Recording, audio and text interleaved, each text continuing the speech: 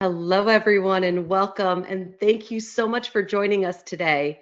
My name is Amanda Augustine, and I will be moderating this conversation. Before we dive in, one thing I want to keep in mind is that while we can't see or hear you, we do want to hear from you. So please, if you look at the top right-hand side of your screen, you should see a little box with a question mark in it.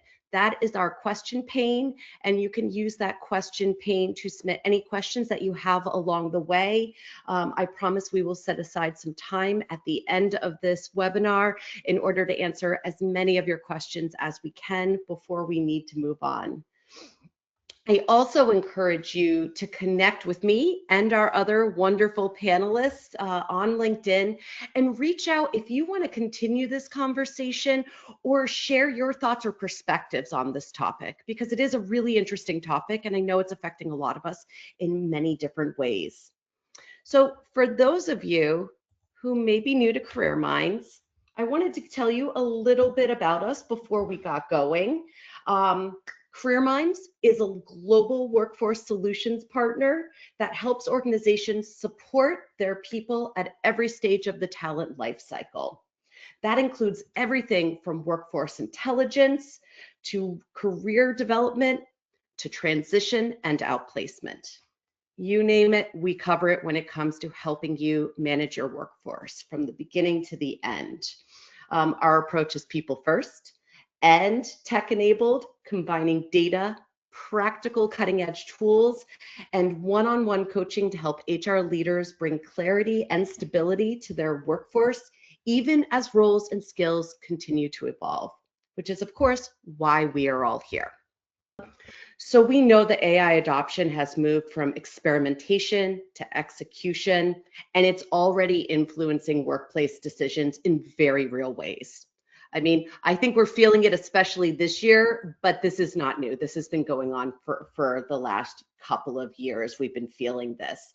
And so to really better understand what this shift means for organizations and your employees, Careerminds surveyed 500 HR leaders and 500 employees across the US to get a better sense of what's going on. And the result is this Workforce Resilience in the AI Era report. And everyone's going to get a copy of it. Actually, if you look in the upper right-hand corner of your screens where you see the little paper clip, you can actually access a copy of this report right now, but we will also email it to everybody who registered. So you will get it no matter what. So let's look at a couple of these key takeaways before we get into our conversation. 57%, so more than half of HR leaders say that their organization is likely to conduct layoffs in the next 12 months, and nearly half of those cited increased AI adoption as a major factor for these layoffs. But what's interesting is at the same time, 9 in 10 employees say they feel confident that their job will be secure over the next 12 months. So clearly there's a disconnect going on here. And almost 2/3 of employers say that AI adoption will require their employees to either learn new skills or adapt to new tools. And yet, as we can see from this data, and I do encourage you to take a really close look at this report, the employees are not necessarily understanding this. They don't see the urgency that we as HR leaders are feeling. So that disconnect is important. Here, I'm going to actually stop sharing now so we can look at one another. So we know this disconnect's important, right? It tells us that while organizations are already planning for significant changes, I'm sure you all felt it as you were planning out your budgets at the end of last year, many employees are experiencing AI primarily at the task level, not necessarily at workforce strategy level. And why should they? That's not necessarily their role.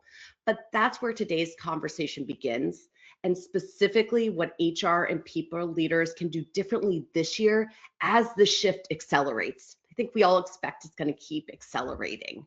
What we're seeing is the shift from the idea that stability comes from holding a specific role and toward the idea that stability comes from having the right skills, visibility into the right opportunities, and the ability to adapt as work evolves. And so to unpack what all this means in practice, I am joined by an incredible group of leaders who bring new perspectives from workforce strategy, skills architecture, internal mobility, and organizational design. So before we dive into this conversation, I'd love to give each panelist an opportunity to introduce themselves. Raymond, would you like to kick us off? Sure, Amanda. Hi, everyone. I'm Raymond Lee. I'm the president of Careerminds. My day job is I lead our career transition, leadership development, and workforce intelligence business. Before Careerminds, I spent about 15 years working in HR alongside leaders and employees that really help them guide them through some of the toughest of changes. Really excited about the discussion here today. Thank you. Excellent. Thanks so much. Nicole, you want to go next? Sure. Hi, everybody. Nicole Coletta. I am part of Accenture. I've grown up in Accenture, and today I lead what we call talent intelligence. And so what that basically means is what it is our people do in terms of their jobs, what it is our people know in terms of their skills, and bringing jobs and skills together to support our HR functions. I'm more than excited to be here today to talk about this topic. And we are so excited to have you. Steve, would you like to introduce yourself, please? Great, thanks, Amanda. Hi, everybody. My name is Steve Bianchi. I am the Chief People Officer at Autodoc, which is Europe's largest e-commerce platform for aftermarket vehicle parts. We have over 5,000 employees operating across 27 countries, and the business has been around for over 16 years now. So we've seen a lot of change. Outside of that, I am a serial entrepreneur. I work with business owners and high potential leaders through my properties organization Logic, Silent Partner, and Secret Sauce. And basically, I help them build high agency teams that operate like owners, not employees. And I think I'm really looking forward to this conversation because now we're talking potentially about a whole new breed of employee, virtual employees and AI, and this really changes the game. So it's going to be a lot of fun. Thank you. Absolutely. Thank you so much, Steve. And last but certainly not least, Anjna, would you mind introducing yourself to everyone? Definitely. Thank you. It's really great to be here. I'm Anjna Rughani.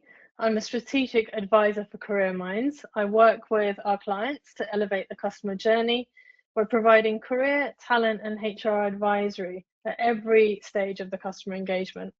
I'm also a two-time customer, and I bring 25 years of expertise as a people and talent development leader to help design job architecture, develop career progression frameworks, and develop skills-based pathways to help clients build better retention strategies, more transparent and relevant career pathways, and ultimately increase their competitive value. I've worked in tech and fast growth startup and scale-up businesses, and I'm also a Gallup Strengths coach, where I coach people through their career journeys. I'm really looking forward to this conversation. What did I tell you, everyone? We've got a good panel. We have some amazing experience and varied experience, which I think is going to make this conversation all the better. Thank you so much for joining us. I appreciate the time. Now, Raymond, I'd love to start with you. This webinar feels like a continuation of a conversation you started years ago. In 2022, you wrote about the growing skills gap and the need for organizations to look beyond the job titles and to really understand what skills they actually have. So fast forward to today, and with AI accelerating change and shortening the half-life of skills, that challenge feels even more urgent, right? So I'd love to know from your perspective, how do you think about skills erosion now? And where do you see the biggest opportunity for HR leaders who are trying to future-proof their workforce? Yeah, I appreciate that, Amanda. First of all, 2022 feels like a lifetime ago since that article. And I was thinking back that when that article was published in ATD, at the time, we were working with employees who were transitioning out of jobs back in 22, and we were working with them and trying to help them find jobs. And so we recognized that, you know, the skills of the future were very different, and trying to coach them to upskill and reskill so that they were marketable to find another job. And now it's sort of like this, the skills gap is not part of the conversation. It's really about the speed in which those skills are eroding. And I think that AI didn't necessarily create the problem, but it exposed it. And I think that roles today are being created so much faster than we can keep up with building the job architecture and the career pathways. And we see that the skills are shrinking. And I think that organizations, the other thing is they don't necessarily know the capabilities they have, right? Like you have your job titles, you have the role that the employee is doing, but do you really have visibility into all of the skills that they bring to the table that aren't necessarily part of your HRIS system? And then the final thing I'll just say in terms of today is that, you know, up until this point, HR technology has been built for HR first, not the employee. And it's interesting now that the AI tools that are created were built for the consumer first, and HR is leveraging those tools to create the insights that they need to make the skills decisions. But yes, there's this huge gap, but employees don't necessarily have to wait for HR to provide direction.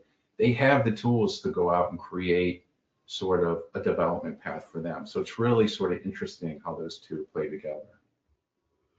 Yeah, I completely agree. I mean, we were talking about this, that I'm a prime example where I had a very specific role, but when I had moved to contract work for a while, suddenly from having conversations with all these different people at the company, they realized all these skills that had nothing to do with my original job at the company. And then we were able to leverage those. But how often are those organic conversations happening, and how do you systematize that in a way that you can understand and have visibility into your entire workforce? I think it's so interesting. I do encourage everyone to check out that article at some point. I know our colleague Rog put it into the chat for you. One thing I do want to remind everybody, especially our panelists, is that I'm going to direct one question to each of our panelists and let them really speak to their perspective and their experience. But all of our panelists are encouraged to chime in if they have anything they want to say. So feel free to unmute yourself and let me know, and just delve in there. I'm here just to lead the conversation and hear all your wonderful pearls of wisdom. Nicole, I'd love to go to you next. From your perspective, and I know Raymond touched on this a little bit, but what's really driving the shrinking half-life of skills? And how much of it do you really think is AI versus some broader changes that are going on in the workforce that really change how work is being designed and being delivered? Let's start with that, and I'll give you the part two then. Okay. So I'm on board. I agree with Raymond. I think AI is a major accelerator, but it is not the only thing that we need to consider. So when we look at our architectures, both skills and jobs, we need to start unbundling the work. So it's no longer about I have a static job title and I have a static job description. It's more about the tasks underneath. And so we need to unbundle, and we need to figure out what are those tasks are. Are they human inclined? Are they automated? And can they be shared across other jobs? Because what I think we're going to see in the future is this microcosm of creating jobs that don't exist today, the true future of work, based on what's automated and based on what's human. I think the next thing we need to consider is that technology is changing faster than people can go through learning. And so because skills and tools are changing, it's hard to call ourselves experts. This can get very uncomfortable. I know in our organization, we're deep into skills. And so in our world, 5 to 7 years makes you an expert. And today, in tomorrow's world, it might be more like 5 to 7 months. And so how does an organization begin to grapple with that and truly understand the depth of proficiency of their people? We take the architectures and we take what AI is doing to speed everything up. It's automating parts of work, but it's not automating the entire job. So I think, to your question, as HR leaders, we need to be careful that we don't eliminate our jobs and our people without understanding the full impact. I think from a skills point of view, skills that were once considered specialized are now baseline. And so we all need to be technologists in some way. We need to up the stakes. We all need to understand how to use ChatGPT. But is there more? Do we all need to understand at the most simplest level how to create an agent so that we can become more efficient and do our own work? we're also seeing a shift from professional to softer skills. So if I look at the whole person, it used to be about what platform do you know? What function do you specialize in? And today I hear more people talking about, can that person collaborate? Can that person communicate? Does that person have effective analytical skills in order to take all of the data that's coming from the bots and be able to utilize it in such a way to be a good storyteller, to tell the story of the analysis that they just completed? So I feel like all those things together from a workforce, or rather from an architecture standpoint, needs to be looked at and considered when we think about future of work and future of skills. I love that. I love that. And maybe we've already kind of gone over that, but is there anything that you think, in addition, I know you talked about HR leaders need to stop assuming that a role could be completely covered by AI, that there's a blend there. We don't want to just throw the job out with the bathwater, so to speak. I'm curious, and this is open to anyone. Does anyone see where organizations seem to be over-investing or under-investing when it comes to skills planning? And I'm particularly interested in the people skills, to your point, the soft skills rather than the technical or professional skills. Do we see organizations investing in those soft skills that we know are so important, that tend to come up as a bigger deal than, say, some of the things they could learn or have a bot help them with? Just jump in. Yeah, jump on in. Yeah.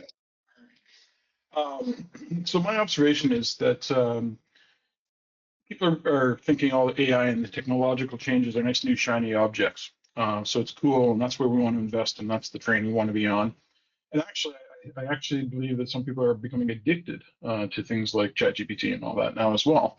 And what we're finding, and what I'm observing, is that companies and leaders are really trying to make this around training people in technical skills rather than relationships, understand context, and teaching people how to learn about learning.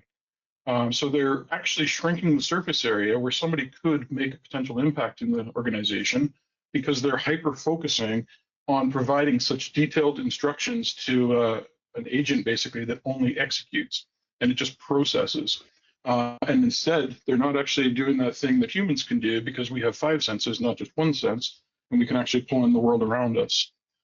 So I actually think that from a skills investment point of view, over and under investing on technology and things that are deemed to be hard and quantitative skills, when actually it's about the interpretation and understanding why that's relevant and why that's needed, that actually makes a difference.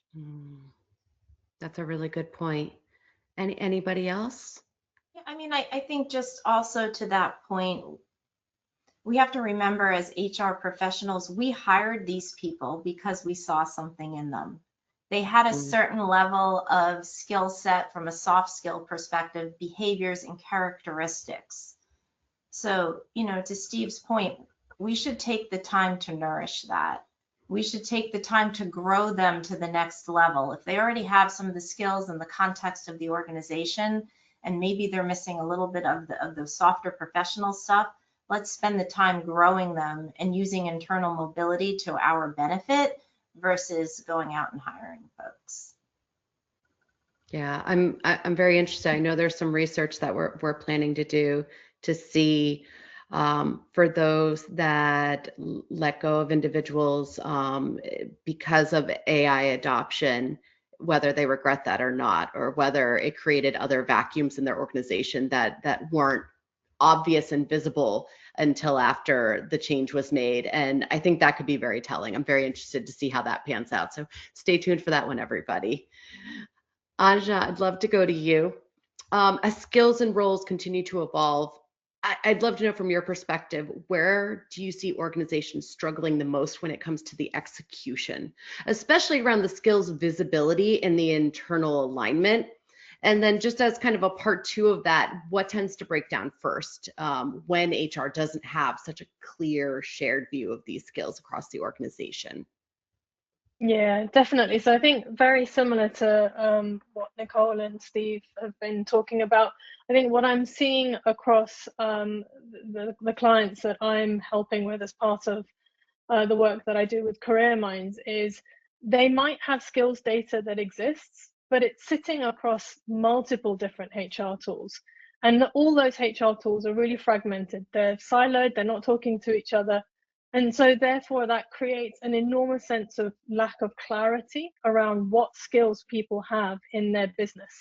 And also then, what gaps there are and how they go about developing them. So the kind of general sentiment that I'm hearing from people is they don't have good visibility around the skills that exist in their organization, how people are performing against those skills, and then what skills they need to develop further that align with the way the business strategy is going, and how they sort of future-proof those skills within their organization.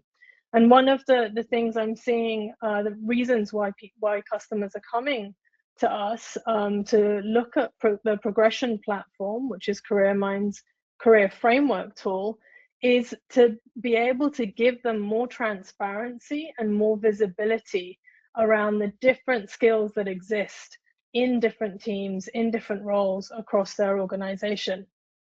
And aligned with that, the second struggle I'm seeing is around there not being any common skills language or skills taxonomy. So different functions are describing skills in different ways. And if that's how you classify your skills in your organization, how are you going to be able to compare one skill in one role against a similar skill in another role? Yeah. So you're not going to be able to have good analytics, and you certainly aren't going to be able to compare skills across roles. And I think to Nicole's point, how can you encourage internal mobility? How can you encourage skills transferability if you don't have that common language?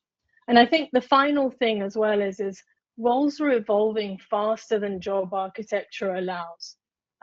People are doing work well beyond their titles, and critical skills are emerging informally. To your point about gig work that we do, contract work that we do outside our existing sort of day jobs, there's an awful lot of skills we're building outside the company that aren't necessarily being recognized.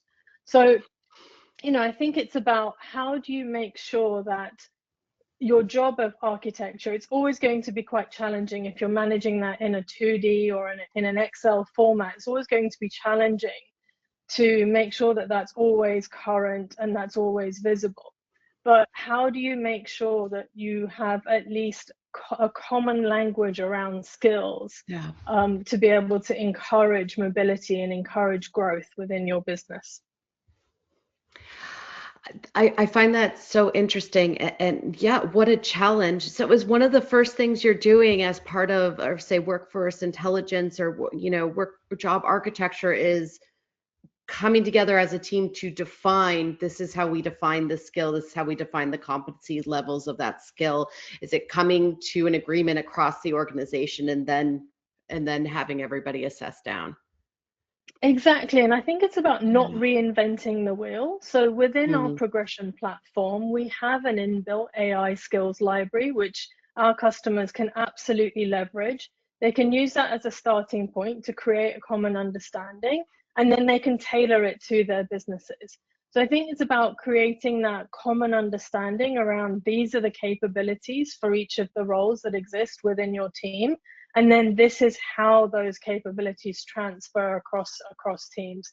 And that's the kind of consultative HR advisory work that I do to help our clients just think about their job architecture and future-proof the roles and employee skills. I love it. I love it. I'm gonna throw this out to anybody if they want to add on to Anjna's.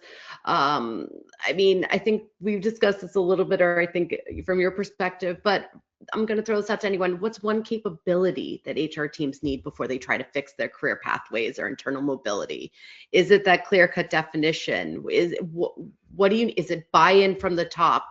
What are you seeing and experiencing in your organizations and those that you help?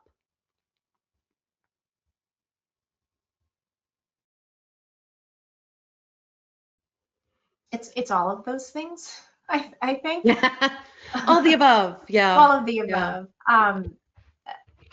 A solid skills taxonomy, regardless of whether you build it in-house or you get it from the platform or the provider in which you're using, is critical. And it's critical because you can take that taxonomy and then share it with your friends in recruiting and your friends in learning and your friends in performance. And the entire HR life cycle, from when you hire someone and all the way until you basically say goodbye to them, they're utilizing the same skills and you're speaking the same language. That piece of embedding that in and then beginning to use it in all of your HR processes and decision making can't happen unless your top leaders are aligned. Folks need to be aligned that you're going to be a skills-driven organization and utilize those skills in different ways to make talent decisions. You have to build the library, then you have to build the confidence around those skills. As Raymond was indicating earlier, getting people to have actual profiles and to be able to have those skills visible. And then once you build that confidence, your leaders will come and they will like making decisions based on actual data and not from the heart or the gut. I love that. I love that. Yeah, I was going to Anybody add else? on to that, Yeah. Amanda. The other thing I was thinking about, Nicole, as you were talking, is just sort of the external access that you have today in terms of data. Within your HRS system, you have your data house, which is your people, your skills, your descriptions, your levels. But now what we're finding, companies we're working with, they're sharing their architecture externally as a best practice. Click is one example where they, Clio, I'm sorry, is an example where they promote their job architecture externally to show employees who are thinking about joining their organization, what does the pathway look like for the company in terms of where I am today? Companies are publishing that externally, and what we're finding is organizations who are starting from the beginning and really creating that architecture are leaning on organizations who have best practice. And then what they're doing is they're personalizing it to their structure around their core values, their core capabilities. And so they're leveraging that, but then also tapping external data around compensation, around skills that an individual may have beyond their HRS system to really have a full picture of the current so that they can help individuals sort of see the future and the potential. I love that. I love that. All right, Steve, I'm coming to you. You've talked about concepts like skill sovereignty. I love that term. I hope you talk a lot about that. And the risks of role rigidity. Where do you see leaders still clinging to outdated talent models, even though they know those models aren't necessarily working anymore? I think that's the first part of this one. And then what risks does this create for organizations that don't necessarily adapt, particularly in terms of engagement, retention, workforce flexibility? Feels like a loaded question, but all right. It is a loaded question. Well, start with skill sovereignty, please, sir. So I think to really understand what I mean by that, I just got to kind of put it in context. And a lot of the discussion that's happening in public and probably behind the scenes in many organizations as well, it's around this disruption. And it's a very abstract concept in those discussions. So people talk about things like AI transforming work as if it's happening to industries and job categories, but it's not. It's actually happening to individuals. It's to their sense of relevance, their career trajectories, and ultimately their identity. How they describe what they do, who they are to other people, their role in a company. And this links back to what Nicole was saying. And until we start to actually make those conversations personal, we're not actually being honest about the stakes that we're actually making decisions around. So most professionals are actually quietly running calculations in their mind, often that they're not ready to share out loud, but they're wondering if what they've just spent years of their career gaining, skills, experience, knowledge, wisdom, that whole pathway, understanding and knowing, they're wondering, does this still count? Can I adapt fast enough to apply that in an organization and still maintain a valuable contribution when it feels like to many people that their brains have been downloaded into some AI tool, and somebody that types faster with 2 thumbs and full set of hands can get answers instantaneously. And this is really an emotional crisis as well for some people. So what they're trying to understand is, are they on a path that actually is going to lead somewhere? So I guess kind of that contextual setting is that these aren't just HR problems, they're human problems, right? More broadly. And organizations that are actually going to be well positioned in this, they're not just going to reskill their workforce. They're actually going to help people navigate that experience, that whole disruptive change. So we talked before about technical training and learning how to learn, but it's also really starting to understand that some of the things that organizations have traditionally done, so focused on job security and helping people understand that they will be secure in a role. I mean, if you really double click on that, you really start to understand why some organizations would do this. And it ties back to industrial age, right? Return on talent investment. If I'm going to invest in somebody, I need them to be there long enough that I can realize a return on the money I just invested in that individual. If I invest in somebody and they leave, I've just trained competitors because they're going to go work for my competitor. So it's different hooks. That means that we're shifting from an employment contract mindset to a psychological contract mindset.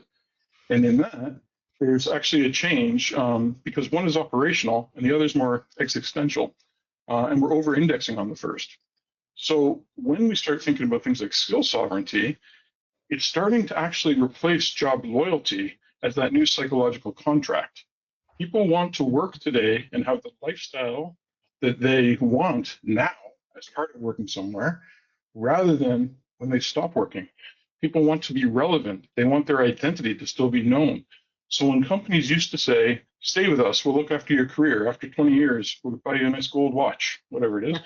That contract's dead. And most employees know it, even if it hasn't really been spoken about, because the new deal is much more around career resilience. We will teach you and help you understand that your skills are portable. And it's not about the company promise. It's around feeling fulfilled at work, understanding who you are, understanding how you fit in, affinity to brand, affinity to product. And if you go and work somewhere else, and one of my mottos with my teams is, I want that person to know that they got their next job because they had this job. And we have a responsibility to up-level not only that individual in our own company, but make every company a better company. And that really comes down to investing in people, not investing in processes and handbook cranking and making it impersonal. So to me, the question really isn't just around whether you're going to kind of pursue and try to lock people in. It's really, are you brave enough to let people out of the box and really start to thrive and not worry about locking talent in? Because somebody that used to work for you that leaves is still part of your alumni association. They can refer. They know exactly what it takes. They may mentor people. And we have to stop thinking that value is only created in our box. And now it's a network, and we got to leverage the network effect. And I'll stop there because that was probably like a fire hose. Oh, no, it was good. There were lots of nodding heads, I can tell you that much. And yeah, it's so true. And, the part of me is always, because, my role is much more based on working with job seekers, right? I'm a career coach, and we're always saying, don't burn bridges when you leave. You never know. They're in your network. You might want to work for them again. You might want to refer someone to them. They might refer you in the future. You never want to break those bonds. And that sounds so similar here, where it's, it may be that you're helping them get their next job, but yeah, they're an extension. And also, just putting it out there, boomerang hires do seem to be on the rise. So you never know, particularly if they're staying in your industry. This is though, it's that distinction between the employment contract and the psychological contract. So if somebody in my team is fantastic, but I don't have a next job for them, and we can't create it and they can't create it, it's almost a moral obligation to help them find the right job, even if it's not here, right? And I think we have to be less selfish around branding people. And look at all these companies that people say, you know, I admire the culture of this company or that company, be it, you know, McKinsey, Revolut, whatever, where they've got this prestige around, you know, people put on LinkedIn, ex-Revolut or ex-McKinsey or whatever it is, right? Why can't it be X wherever you work, right? And shouldn't that stand for something?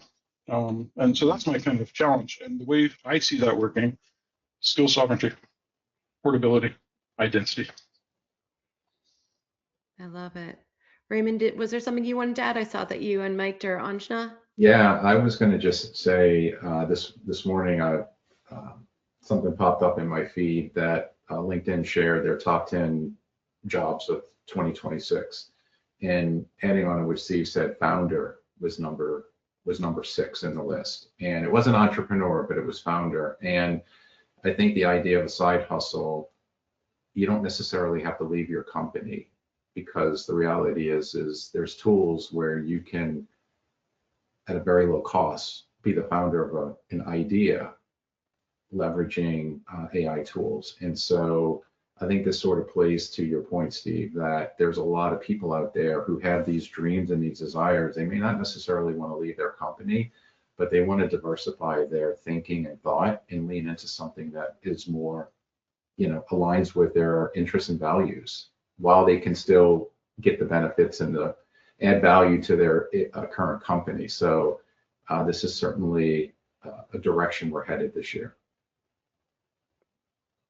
Yeah, I love that. I love the founder title there. Yeah, I was just going to say, some of the stuff that I've seen in previous businesses, namely Rackspace and Skype, is very similar, where you know, as employees progress through that professional or technical career track, you know, they might get to kind of principal architect level, and the thing that actually motivates them and inspires them and continues to kind of encourage them to grow is the ability to be able to talk and share more about what they have created to their external communities. So I think making sure organizations create that flexible space for your, you know, exceptional talent to actually go out and share what they're learning, share what they're building into their communities, they're able to bring a lot of other things back into the organization as well. But I think too often organizations think about a role in a very rigid way and a career path in a very rigid way, and they don't start to think about the human as a whole human, and all of the different you know, creative skills or technical skills that they can bring if they don't do that in their day-to-day jobs. I think Steve and I are very good examples of having plenty of side hustles where we have, you know, a myriad of different skills that we can't necessarily employ in our day jobs, but we, you know, that inspires us, that motivates us, and we try and find that somewhere else. But then we're able to bring that back into our day jobs as well, and actually influence and motivate and build the right, you know, teams and build the right cultures. I mean, take a look at their LinkedIn profiles, everyone. They're obviously very bored and have nothing to do and are very lazy. I'm like, I don't know what energy drink you're drinking, but I need some. I absolutely love it.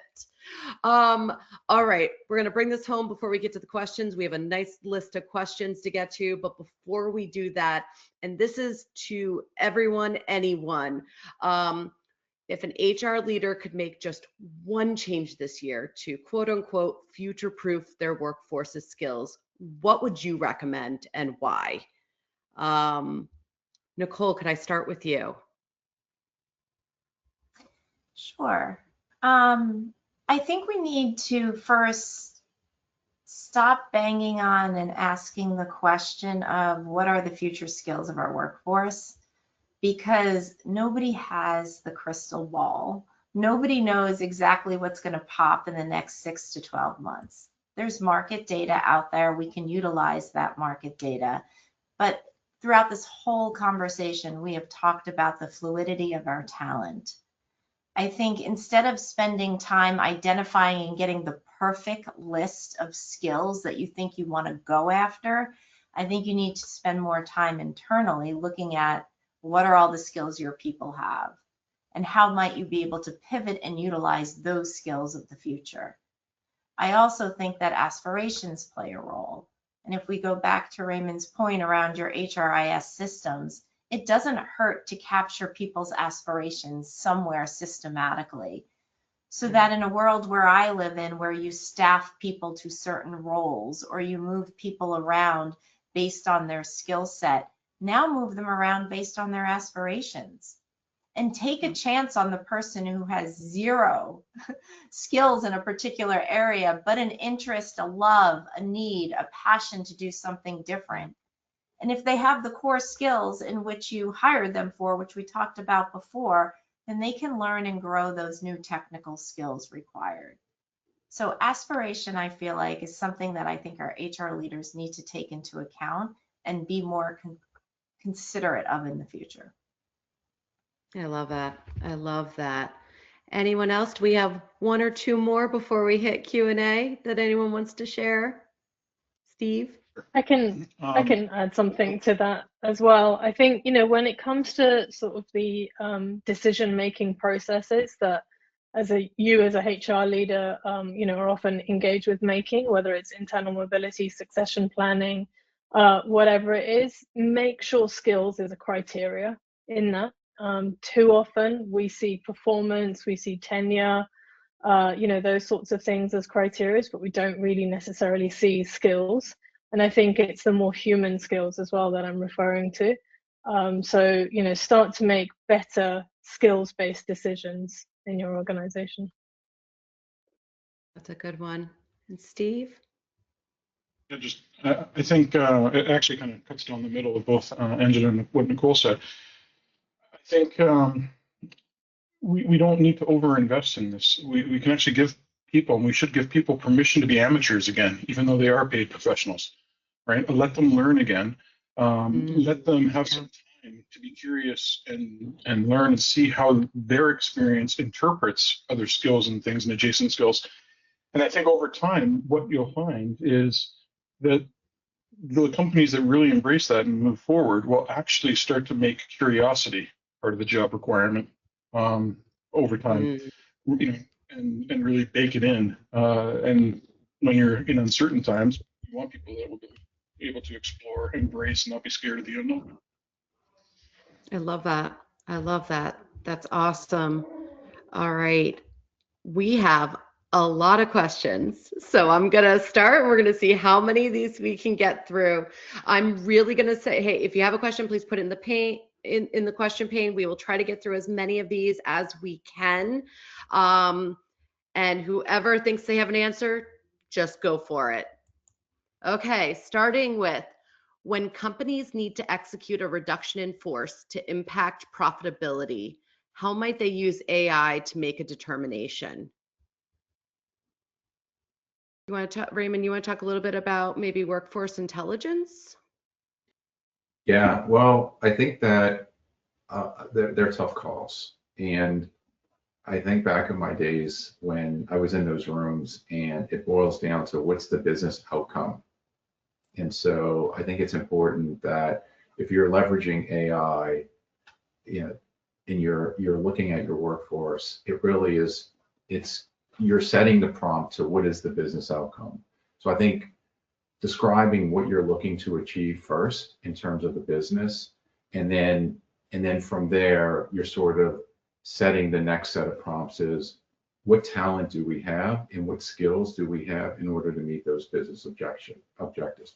I'm keeping it at the highest level, right? So if you're using AI, that's either internal or external. It's really important. It's all about the prompts in terms of what those business outcomes are. And I would encourage you to be as specific as possible, because the more specificity that you put in, the better outcome that you'll get out. The other thing that I would just be very sensitive is to recognizing adverse impact in terms of diversity, and making sure that you're bringing in the right functions to pressure test the application and the output that you're getting. But I would say start with what's the business outcome, and then do we have the skills? And again, don't just rely on your HRIS system if that's the data pull. consider external sources like an individual's LinkedIn profile, their previous employment history. They may have a resume in there. Is it updated with the most recent skills? So just consider all of those factors. Good one. All right, we I have think some. one. Oh, go ahead. Yep. I was going to say, I think one additional point from me, totally agree with everything Raymond said. I think the other thing as well is think into the future. You know, AI doesn't solve for everything. I think there's been plenty of examples of businesses that have had a reduction in force and actually switched those teams to AI bots and then realized those AI bots don't actually work and do the job for them, and it's certainly not efficient, and they've had to rehire those. I think everyone knows which organization I'm talking about here. So, you know, be really careful. You know, we are talking about human beings, and you might well have to rehire them. So I think we've got to tread extremely carefully when it comes to, you know, using AI, I think, to make those decisions, because no matter how good your prompts are, the context that you and, you know, fellow leaders will have in your brain about the organization and where the organization wants to go in the future, I don't think any AI tool can give you those answers. So I'm always a bit hesitant, but I do agree exactly with what Raymond says. I think it's just also being mindful about what the future goals are and direction is that you want to go. Excellent. Okay, we have a Carrie who's the founder of Nexlia, and they're helping small, medium enterprises and startups with AI automation and app development. They have two questions. What skills should managers develop first to lead AI adoption effectively, not just technical teams?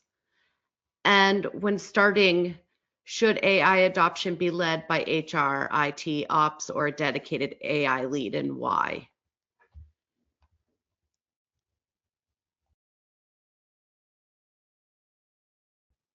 Steve, Anjna, Nicole.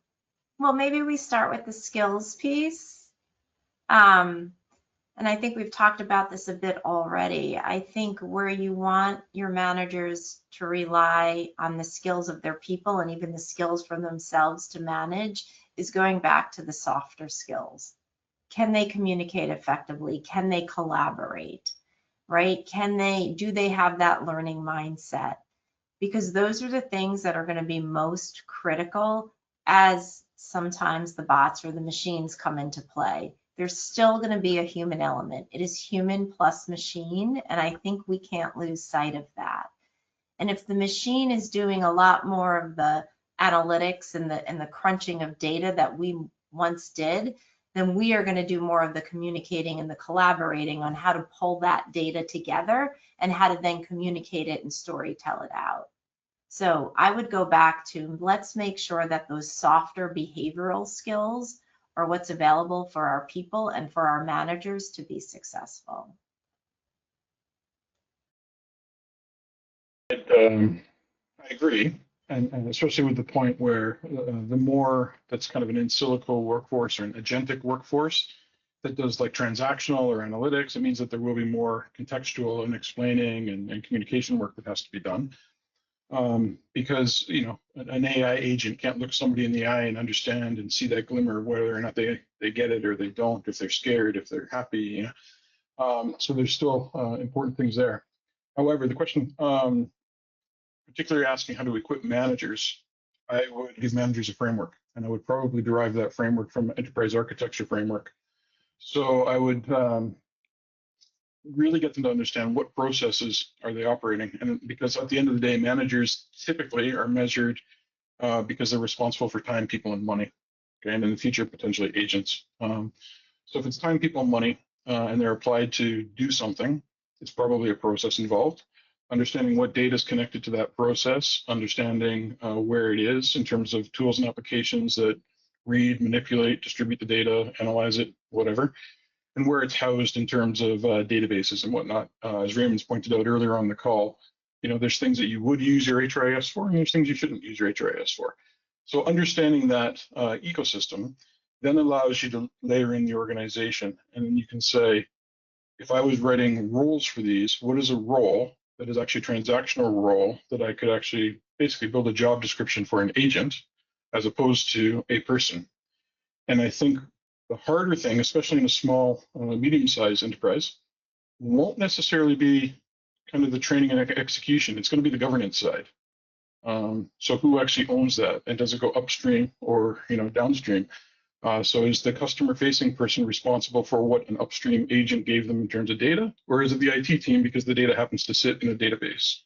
And I think those conversations will really shape how you activate AI, especially if you're a consulting company and you're doing it for different companies with different cultures and different work ethoses. Great answer.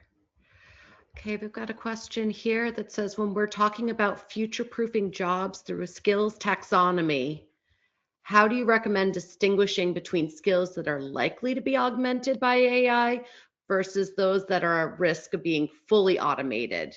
And how often should organizations revisit that taxonomy as AI capabilities evolve? I feel like this is you'll know when you know you're going to keep reviewing it quite frequently, but I'd love to get your perspectives.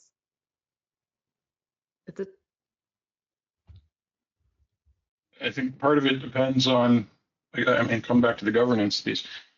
Who is actually going to be responsible for reviewing that and saying when AI should do more or less of one's job? And if you trust your workforce, then actually trying to find ways for your workforce to tell you that there's an opportunity for AI to do more of my work, which frees up my capacity to create more value in a different way, actually becomes an exciting proposition for the right kind of person, because they get to grow their potentially their career, but certainly their value creation, their impact, their contribution. They get to learn more, that kind of thing. So I think part of it will start with that. And then Nicole made a point earlier around, focus on what you have and really kind of uncover the gold nuggets that already exist in your organization, rather than trying to manufacture a crystal ball and guess what might be next. The best person to tell you what they're working on is usually the person working on it. So I would probably start there. That's well said, Steve. And I could share another practical that just hit me in that LinkedIn top jobs that I referenced earlier. Number 10 was the sales executive for 2026 being hired.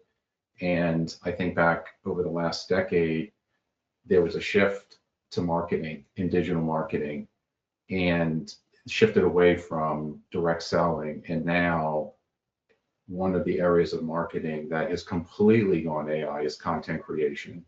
So it's synthesizing storytelling and data and products and all of the things, and creating content for salespeople to sell. And so it's just interesting to see the shift from sales exec to marketing. Marketing was not in that top 10 list, is my point. It's interesting. So it's signals of the market in terms of where the jobs are going, can give you some indication of what skills in the taxonomy may become obsolete. I love that. So Raymond, somebody asked for the link to that article. I think I just found it, so I'll pop that in for everybody. We also had somebody who just wanted to say, Steve, you're dropping lots of you're dropping some really great mics today with your with your 2 cents. So somebody asked, do you think AI will shift workplaces to value human connection even more? And if so, does that mean people HR teams become more critical than ever? I mean, I would definitely say yes. I think the role of business partnering in the people team and the HR space is going to become even more critical. I think if I just look back at some of the conversations I have with managers and leaders over the last sort of 5 years, it is all focused on the human challenges as opposed to the technical, capability or skills development or anything like that. It's very much human interaction, collaboration, communication. How do people work nicely with each other? How do we resolve conflict? That kind of thing. I think it's absolutely going to be critical. But I think also, along with the HR teams, I think managers upskilling themselves and having that capability to be able to resolve challenges, conflict in their teams, I think that is going to be a differentiator for organizations as well. I fully agree. I think I'm not the part I don't agree about potentially. It might be the business partnering piece, but that's a different webinar. But I think humans can get together, and the technology now can be deployed or accessed from anywhere, right? So, and if you go back to what I said about lifestyles and people wanting to work somewhere where they can get the lifestyle that they want today. Imagine you have a team and a really hard problem to solve. So you take this really top team and you put them in a Swiss chalet for a week, let them go skiing, let them bond, share that experience together. But the thing is, they have to leave there at the end of the week with a solution, right? And so what we're doing is we're changing the environment on where work's done, but we're actually investing in the relationships where they can cross-pollinate, learn from one another, maybe even improve the actual tool stack, that they're consuming while they're there. And it also ties into things like motivation, reward, recognition, all in one kind of bundle, because we're not being selfish. We're not trying to over-engineer controls, but again, we're liberating and say, I trust you and I want to measure you on your output. And if you, for the finance people on the call, if there's any who need a financial control, maybe if they don't deliver a result, then it was a benefit and they got to pay tax on it. I don't know. But in the meantime, just think outside the box, go nuts. I love that. There are so many more questions that I wish we could get to, but unfortunately we are just about out of time. So I do want to say a very big thank you to all of our panelists for such a thoughtful, practical conversation. And thank you to everyone who joined us today. Thank you for all your great questions. David, you asked that question about what's one assumption you held early on about AI and workforce skills that you've had to revise as adoption has accelerated. I love that. Go connect with everybody on LinkedIn and please continue the conversation. And truly, if anyone here would like to continue this conversation and share your perspective, I encourage you to connect with each of our panelists through their various socials. And as a thank you for attending, you will all receive a follow-up email with a link to today's full recording, as well as a copy of Careerminds' newest Workforce Resilience in the AI Era report. And if you would like to explore the full research or learn how Careerminds supports organizations with skills-based workforce planning, internal mobility, and career transitions, we invite you to check out careerminds.com, or specifically our workforce intelligence solution, which my colleague's going to pop into the chat so you can have access to that. Thank you again for spending part of your day with us, and we hope to see you at a future event. Thank you so much, everybody, and have a wonderful, wonderful day or evening. Thank you. Take care. Thanks, Amanda.